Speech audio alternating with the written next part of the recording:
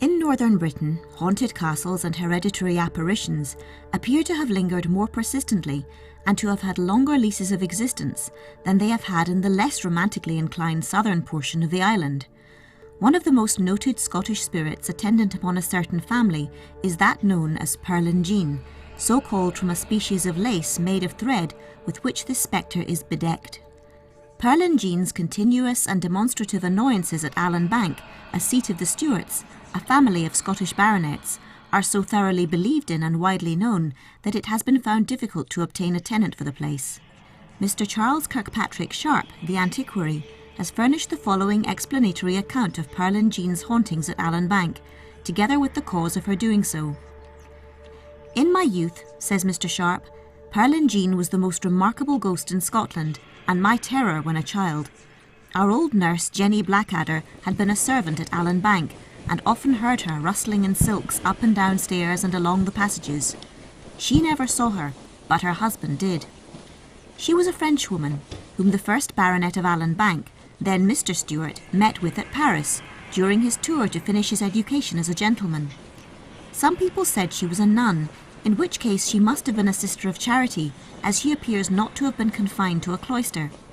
After some time, young Stuart either became faithless to the lady, or was suddenly recalled to Scotland by his parents, and had got into his carriage at the door of the hotel, when his lady unexpectedly made her appearance, and stepping on the fore-wheel of the coach to address her lover, he ordered the postilion to drive on, the consequence of which was that the lady fell, and one of the wheels going over her forehead killed her. In a dusky autumnal evening, when Mr. Stuart drove under the arched gateway of Allan Bank, he perceived Pearlin Jean sitting on the top, her head and shoulders covered with blood. After this, for many years, the house was haunted. Doors shut and opened with great noise at midnight. The rustling of silks and pattering of high-heeled shoes were heard in bedrooms and passages.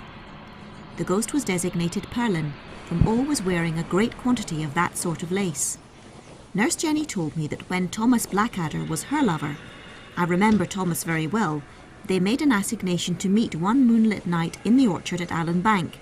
Thomas, of course, was the first comer, and seeing a female figure in a light-coloured dress at some distance, he ran forward with open arms to embrace his Jenny, when lo and behold, as he neared the spot where the figure stood, it vanished, and presently he saw it again at the very end of the orchard, a considerable way off.